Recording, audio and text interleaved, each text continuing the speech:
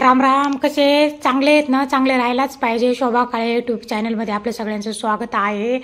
माझे जर व्हिडिओ आवडत असतील तर शेअर करा, कमेंट करा, सबस्क्राईब करा. आज मी बनवणार आहे तांदळाची खीर.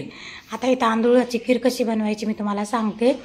तांदूळ मी धुवून स्वच्छ घेतले होते, भाजून घेतले, तव्यावर गव्हाळे कुटून घेते. आता हे खलबत्त्यामध्ये कुटून घ्यायचे तांदूळ.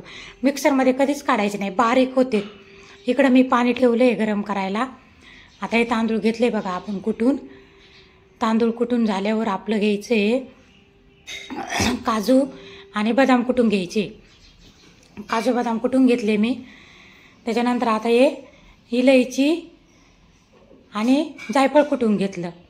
आता इकडे तांदूळ कुटून घेतलेले, हे इकडं साखर, इथं काजू बदाम जाडसर कुटून घेतले, इथं इलायची आणि जायफळ कुटून घेतलं. थोडं जाडसरच कुटून घेतलं, छान लागतंय. कधी पण जाडसर कुटून घ्यायचं थोडं. इकडं आता मी कढई ठेवली बघा, तूप टाकलं. मी अमूलचं तूप वापरते, माझ्याकडे अमूलचंच तूप आहे. हे बाई तूप टाकलं. आता हे तूप आपलं गरम झालं छान. आता आपल्याला टाकायची ते तांदूळ टाकायचे. अशी खीर बनवून बघा, खूप चांगली लागते.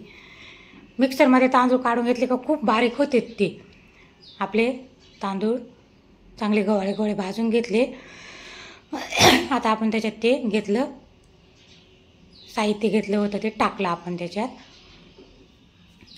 काजू बदाम, जायफळ पावडर, इलायची. आता हे आपल्याला टाकायची. तर गरम करून पाणी घेतलेलं, हे असं गरम करून पाणी शिजवायला टाकायचे आपल्याला. आणि थोडंसं गरम पाण्यात आधी शिजून घ्यायचं असं छान. अशी खीर करून बघायची. आता आपण टाकली त्याच्यात साखर.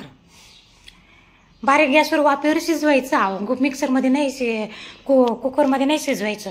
कुकरमध्ये शिजवायला का काही एवढं टेस्ट लागत नाही त्याची. आता आपण टाकलं त्याच्यात दूध. अशी खीर करून बघा, इतकी चांगली लागते खायला बघा. ही अशी ना, आणि बारीक गॅस करायचा आणि झाकून ठेवून द्यायची शिजायला. आपोआप शिजून जाते. आपले दुसरे कामं पण होतात तोपर्यंत खीर शिजूस तर. अशी खीर करून बघायची. करून बघायला काय. हे बघा इथं खीर आपली तयार. अशी खीर करायची, बघायची, खायची करून बघा. इकडं आपलं झालं ताट तयार.